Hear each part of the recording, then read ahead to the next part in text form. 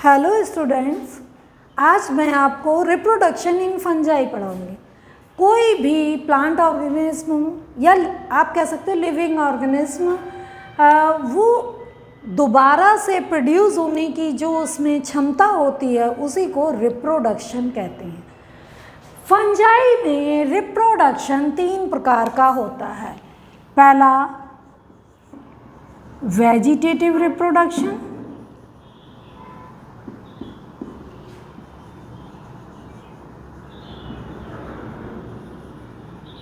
दूसरा asexual reproduction और तीसरा सेक्सुअल रिप्रोडक्शन।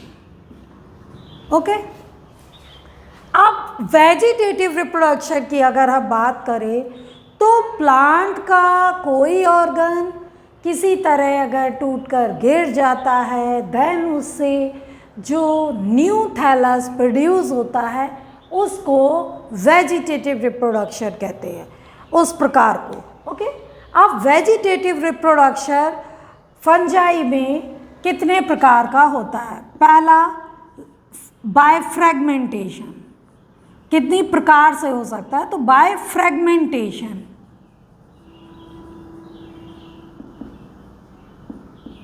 फ्रेगमेंटेशन में क्या होता है कि जब फंजाई का थैलस जो होता है वो किसी कारणवश अगर माइसीलियम छोटे छोटे पीसेस में टूट जाता है और टूटने पर वो पीस दोबारा से एक न्यू माइसीलियम ग्रो कर लेता है, देन उस टाइप के रिप्रोडक्शन को फ्रेगमेंटेशन रिप्रोडक्शन मतलब बाय फ्रेगमेंटेशन आप कह सकते हैं वेजिटेटिव रिप्रोडक्शन कहा जाता है।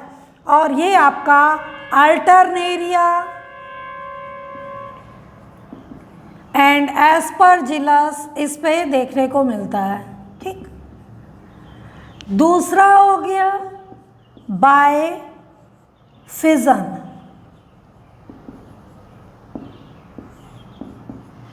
जब किसी माइसीलियम का dead and decaying part, dead means जब वो डेड हो गया और अगर उसमें थोड़ा भी पार्ट बचा हुआ है जिसमें लिविंग मतलब लिविंग कंपोनेंट पाया जा रहा है, देन वो एक न्यू माइसीलियम ग्रो कर लेगा।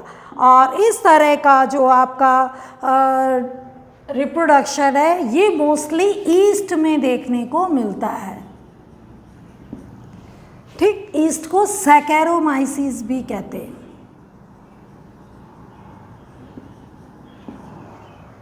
इसके बाद आपका आता है बडिंग।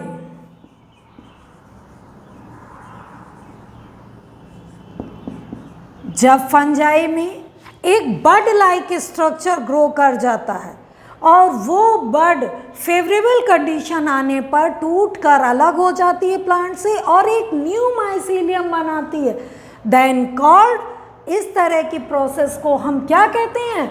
Budding reproduction. और यह आपको यह भी सैकेरोमाइसिस में देखने को मिलेगी। इसके अलावा आपका स्क्लेरोटिया,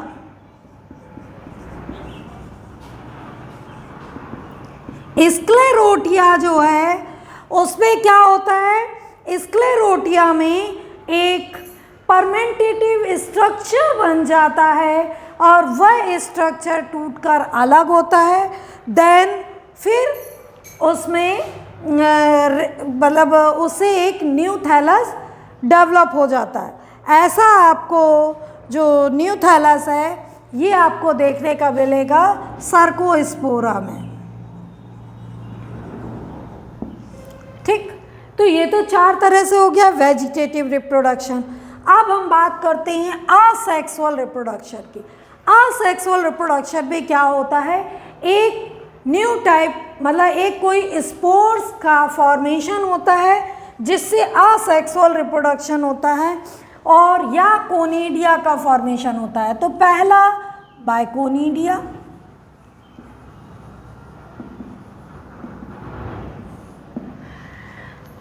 इसमें क्या होता है, 20% फंजाई में जो रिप्रोडक्शन है वो असेक्सुअल रिप्रोडक्शन होता है, और उसमें जो आपका फंजाई में जो इस तरह का रिप्रोडक्शन होता है, इस पे अगर कोनिडिया की बात करें तो कोनिडिया रिप्रोडक्शन एक्सोजीनस है, मतलब इसमें कोनिडियोफोर का फॉर्मेशन होता है बाइसीलियम पर, और उस कोनिडियोफोर पर कोनिडिया डेवलप होती है, और ये कोनिडिया टूटकर अलग होकर एक न्यू माइसीलियम जर्मिनेट करते हैं।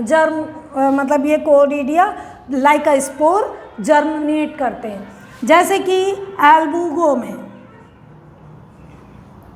ठीक, अब दूसरा है bye spores.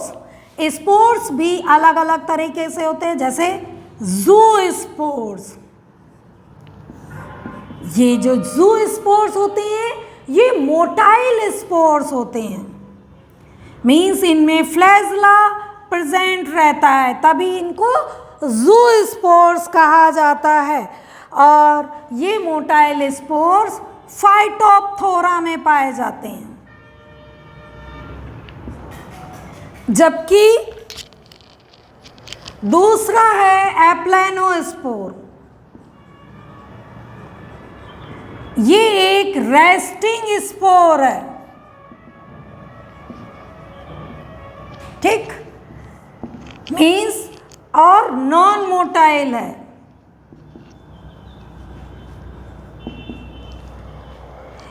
Aplanospore non motile, non flagellate, आप कुछ भी इस तरह का कह सकते हैं। Example Mucor Rhizopus.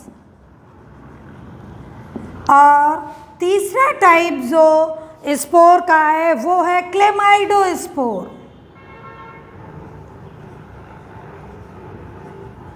ये क्लेमाइडोस्पोर जो है ये एक थिक वॉल्ड, ये रेस्टिंग स्पोर नहीं होता, रेस्टिंग स्पोर, सॉरी गलत हो गया था, रेस्टिंग स्पोर क्लेमाइडोस्पोर होता है।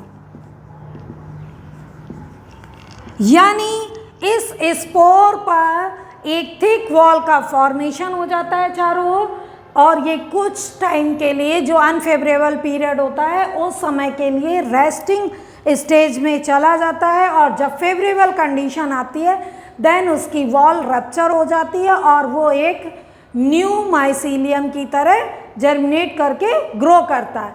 और ऐसा आपको एग्जाम्पल है अस्टिलैगो। तो ये मैंने आपको वेजिटेटिव रिप्रोडक्शन और असेक्सुअल रिप्रोडक्शन बताया। सेक्सुअल रिप्रोडक्शन मैं नेक्स्ट क्लास में बताऊंगी।